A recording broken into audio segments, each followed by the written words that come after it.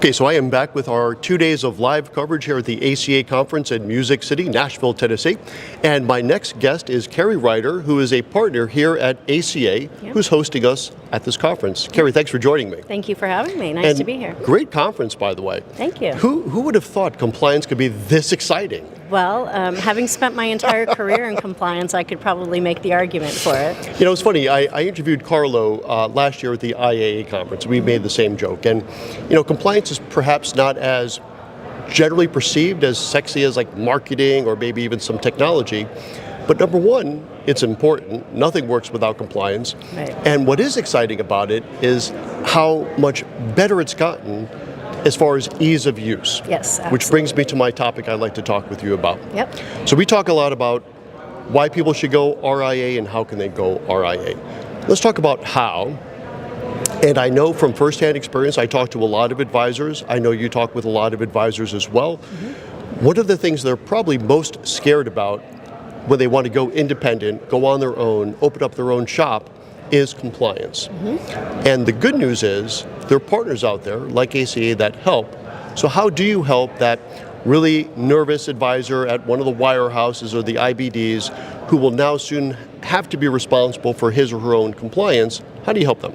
Yeah, well, there's many ways. First of all, I think you're right. Compliance does tend to be the biggest hurdle that advisors face when they contemplate going independent, especially if they've grown up in the culture of the wirehouse or an IBD, where compliance is sort of scary and they're trained to fear compliance.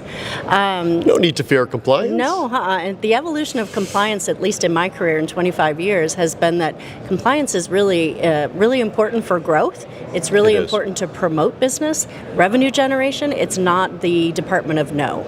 So I think that helping advisors overcome that initial fear is probably the most important thing that I try to do when I work with an advisor that's considering going independent. Mm-hmm. Compliance is not scary. It's just a process. And there are experts out there that can help them. And if someone's considering going independent, I guess my best advice would be don't try to do it all alone. Yeah. So tap into experts who have expertise that maybe the advisor doesn't have. So if the advisor doesn't feel that they're necessarily a compliance person, there are plenty of resources out there. So I think my most important comment is compliance isn't scary. It's actually pro-growth, pro-business, pro-revenue, and really, really important for the success of an independent firm. Amen to all that. And that is really true in the RIA space. So I am an advocate, obviously, for the RIA space. Last year, InvestmentNews called me out as public enemy number one for the broker-dealers. Well, yeah, understandably. Which I love. I wear that as a badge of honor. Right. But here, kidding aside, when you're at a wirehouse or even independent broker-dealer, let's talk about that for a moment, because that's the channel I came out of. Me too. Which one? Transamerica. Transamerica. Back in the day. Okay, right on. Yeah. Raymond James for me. Okay. I was a CCO back in the day. Were you really? So, yeah. Oh my gosh. Yes. Wow. Yeah. That sounds like a scary job, actually, for Transamerica in particular. That's a lot to be responsible for. But the point I was getting at was this. When you're at an IBD, let's even say, and I stands for what? Independent, right? As I like to say all the time, and this is after I spent a quarter century in an IBD that I loved, past tense, and still love. Mm-hmm. Current tense, Raymond James. I think they do a great job as an IBD. Yep. But here's the thing. When you're at an IBD, you are absolutely, positively, 100% independent right up until you want to do something they don't want you to do. Is that a fair statement? That's probably true. I think that there's pros and cons to every structure. Yeah. Right. I think in my career, I've encouraged a lot of people to go independent, and I think the benefits of going independent outweigh the benefits of staying with an IBD or another captive firm. So yeah, you're independent in the sense that you can do whatever you want to do and to help your clients and help business grow.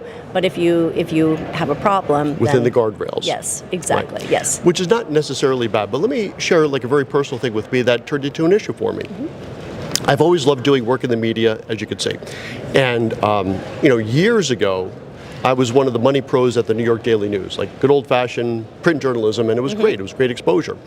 But I had to stop that because the compliance turnaround was so slow. right? So I would get a call from the business editor at the Daily News at like 3 o'clock wanting a quote. I was like, I'll get back to you tomorrow. Yep. And that doesn't fly. It doesn't work at a large organization. But when you set up your own shop, you're responsible for your own compliance, and you can really turn compliance into a growth engine, which is what we did at our shop at Sovereign, right? We turned it from the department of no to the department of let's see if we can make that happen. Right. Job number one, keep the firm safe. Right. But a close second is let's help grow the firm. Yep. So if there's a way to get to a yes safely, let's do so. Let's just not default to no all the time. Absolutely, and especially in today's environment, compliance has to be quick. Yeah. Because social media is quick. The internet's quick. With AI, people are creating content very quickly. Oh my gosh! So compliance has to turn things around, and I think one of the things that a good compliance partner can do is educate the firm, educate the advisor on do's and don'ts, so you know what you should do, and then you can formulate your content in a way that it'll get through compliance more quickly. Yeah. Or you take it on yourself as you get the training yourself and you control your content. That's right. So you don't have as many layers, probably. Exactly right. And the last thing I'll say, and this is really not trying to be broker-dealer bashing, but it's just a fact, right? So here's how I've always looked at compliance at these larger firms. You have this compliance analyst who's getting paid a salary, and that salary will be the same if that compliance analyst says yes, and that salary will be the same if that compliance analyst says no. And what's safer for that compliance analyst? Yeah. No. So there's just an inherent bias toward being perhaps more restrictive than you need to, but when you turn compliance into a part of the growth engine of the company, that changes around entirely. Let's close off on that. Any thoughts on that idea? No, I definitely think compliance is a pro-growth, pro-business department. It really is. It really should when be, done properly. That's exactly right. And advisors should be pro-compliance because that will yield success for their firm. Ongoing success. A compliance problem is a business problem. Yeah. So that's what you want to avoid. I think there's all different models for all different people. I've worked with a lot of firms that have gone independent over the past 20 years, and I think, I have never seen an advisor regret that decision because of the control that they can have on their outcome, really.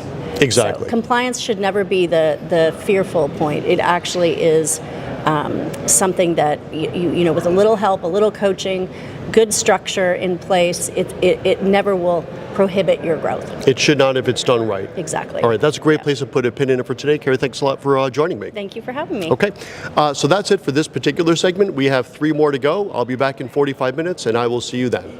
Thanks. Thanks. All right, that was great. Thank you. Thank you.